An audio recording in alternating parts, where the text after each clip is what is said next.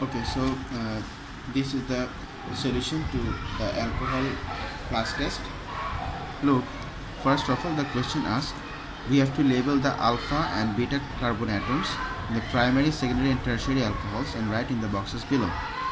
So look, this one, with this carbon, hydroxide group is attached, so we will consider it as the alpha carbon. And with this alpha carbon, just beside alpha carbon there is one beta carbon, so this will be the beta carbon. So with alpha carbon there is one beta carbon, so it's a primary alcohol. This one, this has got this is the alpha carbon, so 1 2 3, so there are 3 beta carbons. This is a tertiary alcohol. And here this is the alpha carbon, so there is one beta, there is one beta, this is the hydroxide, so there are two beta carbons, so it is the secondary alcohol.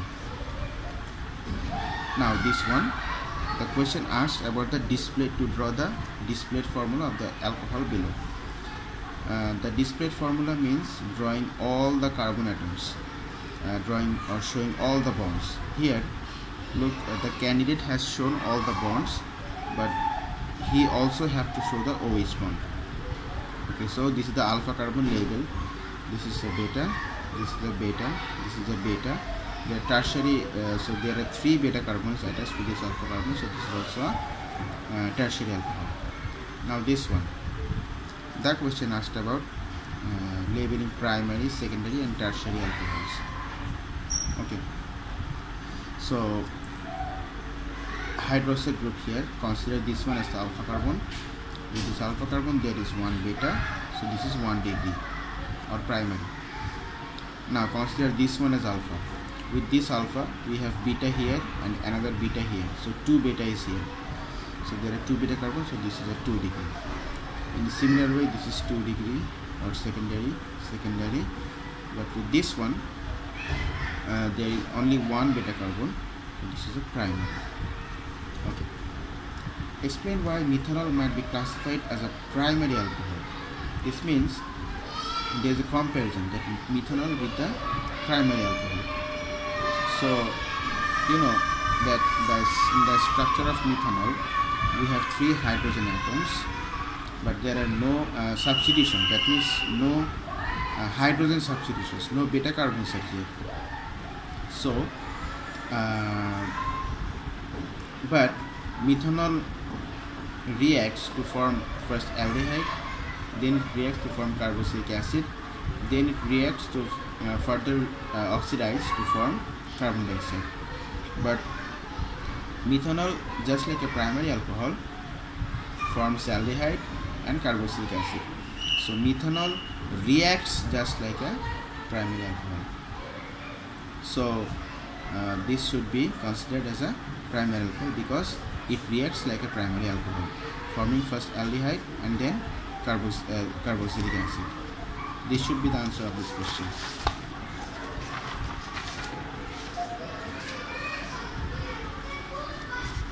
Now the question asked about structure of protein. Draw the structure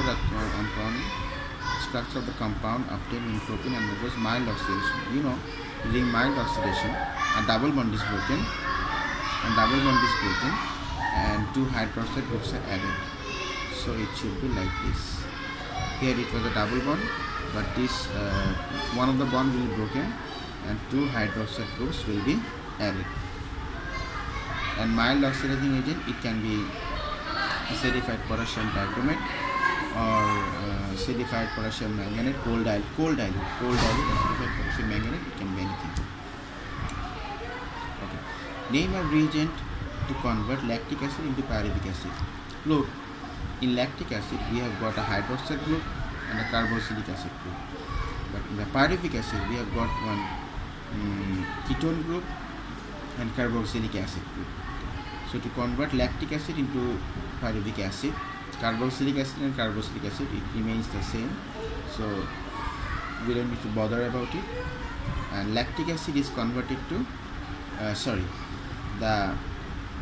this alcohol group is converted to ketone. CH3 remains the same. Now this alcohol group, if this is the alpha carbon, and this is one beta carbon, this is one beta carbon, so here are two beta carbons, so secondary alcohol. So after oxidation it will be converted to ketone. Okay, it's converted to ketone. So it's an oxidation reaction. So the reagent, it can be like acidified potassium dichromate or acidified potassium manganate. Okay, the identification table was supplied. So you have to show test result that would show a result with pyruvic acid but not with lactic acid. So it will show a result with pyruvic acid but not with lactic acid. Okay, so what we have here, we have carboxylic acid. So we cannot choose a test for carboxylic acid. We have a ketone and alcohol here. So, okay, we have to choose something that will show a test for ketone, test with ketone but not with alcohol. So we can use 2,4-dinitrophenyl hydrazine or DNPH. DNPH will form a orange or yellow precipitator or crystal with ketone, but it would not react with the lactic acid because this group is not aldehyde or ketone, that is a carbonyl group. Okay. Next,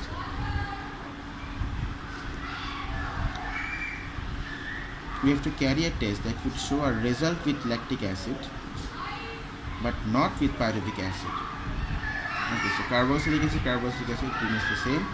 So now it should react with lactic acid but not with pyruvic acid. This alcohol, here is ketone. We know that alcohols can be oxidized, but ketones they cannot be. Alcohols can be oxidized, but ketones cannot be oxidized. So we can use oxidation as a reference. That means we can oxidize lactic acid. That means potassium manganate will react and turn from purple to colorless. Potassium dichromate will react and turn from orange to green. But with pyruvic acid, oxidation is not possible because here it is a ketone. So we can use oxidation test. Better not use PCl5 here because you know that PCl5 or PCl3 or any other thing, they are used to displace hydroxide. They are used to displace the hydroxide from any place. But here hydroxide is present, and in the carboxylic acid there is also hydroxide. In the carboxylic acid there is also hydroxide. So PCl5 might react with both of these compounds because in the carboxylic acid there is also OH present, which would be displaced by PCl5 and PCl5 would react.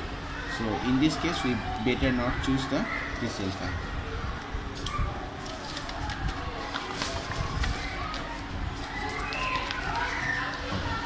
Next question.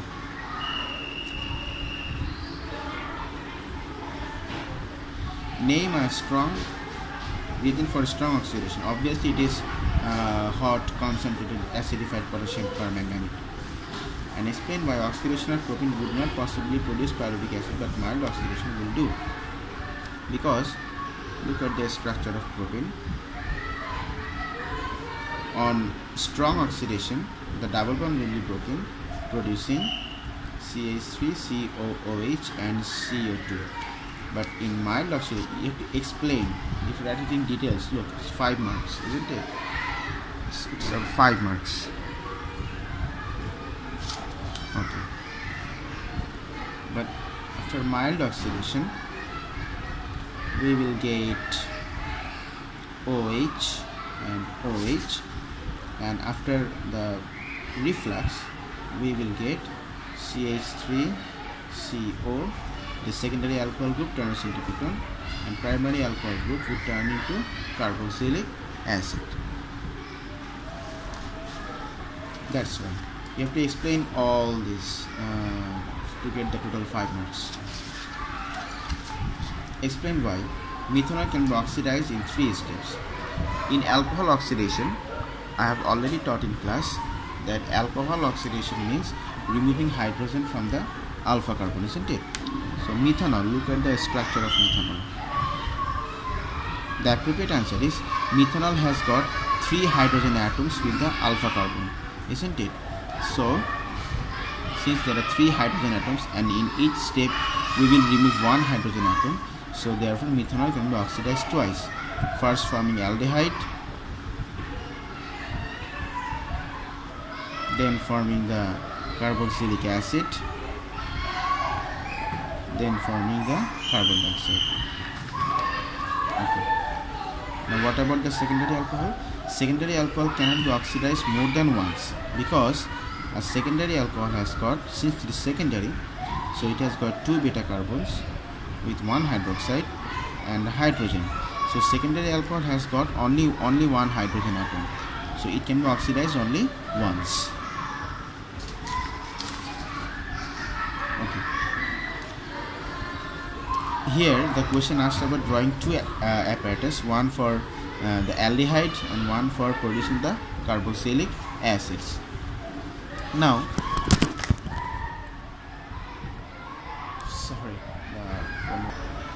I'm so sorry, the phone was about to topple. Okay, so for aldehyde, you know that for aldehyde we need immediate distillation apparatus, and for carboxylic acid we need a reflux apparatus. So immediate distillation apparatus could be like this. This is a round bottom flask, this is a tube, okay, this is a cork enclosed, and this is a long tunnel, which actually is the tunnel of condenser. Here is water in, here is water out, here is heat. So aldehyde, so we are oxidizing a primary alcohol here. So primary alcohol will get oxidized to aldehyde first, and then it will run down from here and collected over here as aldehyde. But if we want carboxylic acid, then aldehyde must not be allowed to come out of the apparatus. Instead, it has to return to the apparatus.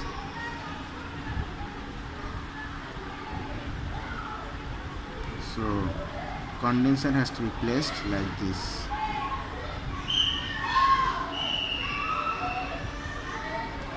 Okay.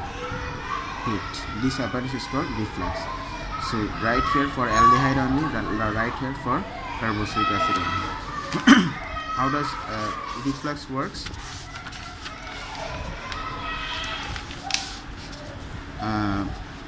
When you are heating, aldehyde is produced here. Aldehyde tries to escape, but it turns into liquid and returns into the flux, for which we are calling it as the reflux. So reflux actually means return into the flux.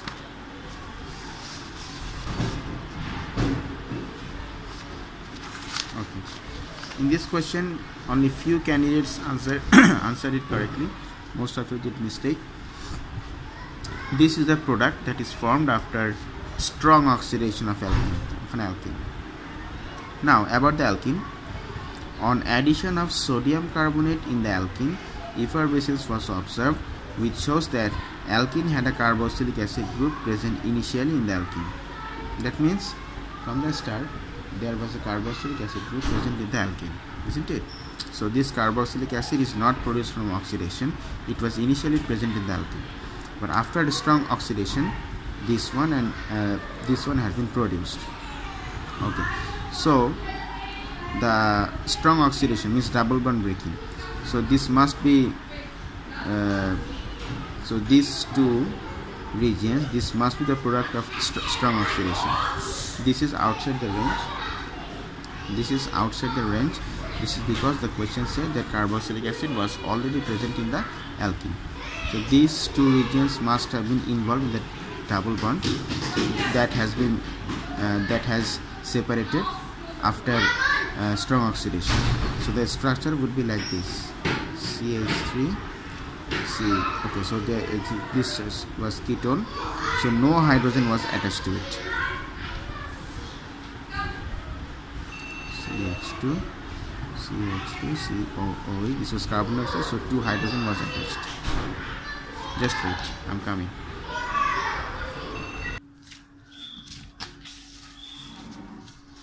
Okay. Oxidation sequence of double bond. So carbon, hydrogen, and carbon. Carbon, hydrogen. It turns into diol. Then the diol breaks, and it forms alcohols. Then they are then further oxidized. So here in this case, first it turns into a diol.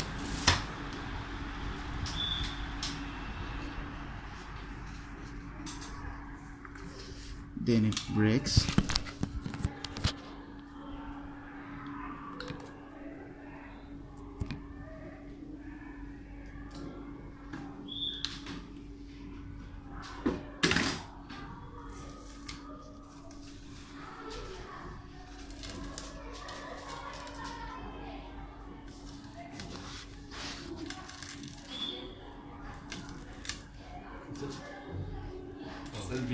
That oxidizes.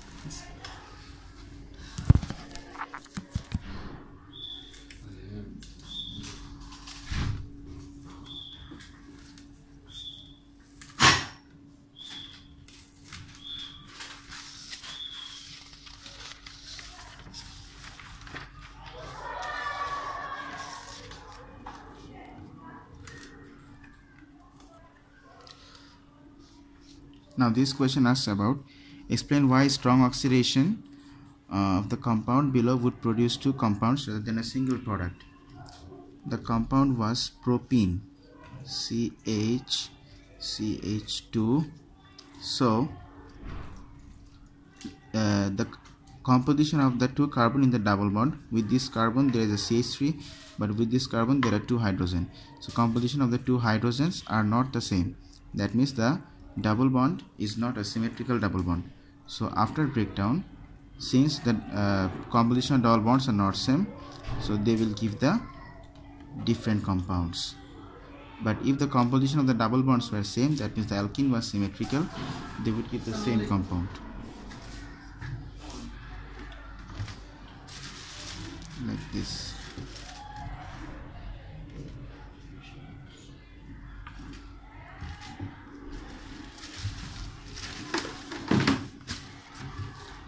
Now the question asks about to differentiate between progesterone and testosterone. So the chemical test used to differentiate between progesterone and testosterone for 5 marks. So you must give at least 2 differentiations. Here there is a ketone group, there is a ketone group, so they are all the same. But here there is a ketone group and here there is an alcohol group. So so for progesterone, choose a reagent that will react with ketone but not with alcohol group. So we will choose 2,4-DNPH. 2,4-DNPH will react with ketone to form an orange or yellow precipitate, and but it will not react with PCl5 because there is no OH group. But here there is an OH group, so it will react with PCl5 to give white fumes of HCl because there is an OH group. But here 2,4-DNPH will not will react because there is also a ketone group. So PCl5 will react with only the OH group, but not here. And here we can also think it like this. It's CH3CO, so it's alkaline aqueous iodine. Alkaline aqueous iodine also reacts here, but it won't react here because there is no such group CH3CO, the methyl ketone group. So that's how we can differentiate between estrogen and progesterone and testosterone.